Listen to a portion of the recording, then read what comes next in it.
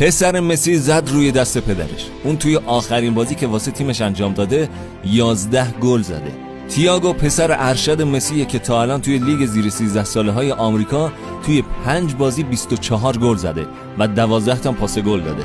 تییاگو توی آخرین بازیش با آتلانتا یونایتد 11 گل برای تیمش زده. این بازی رو هم تیم اینتر میامی 12-0 برده.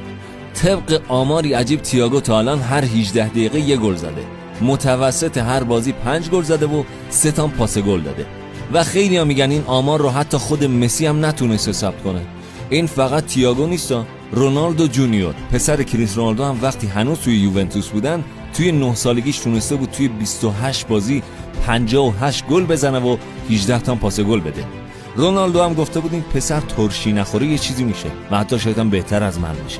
منتظریم زودتر نسل امباپه و وینیسیوس و هالند و اینا تموم بشه دوباره جنگ بین مسی و رونالدو رو ببینیم. این بار قوی‌تر و بهتر و هیجان انگیزتر. چی بشه، یعنی مو به تناسیخ شد.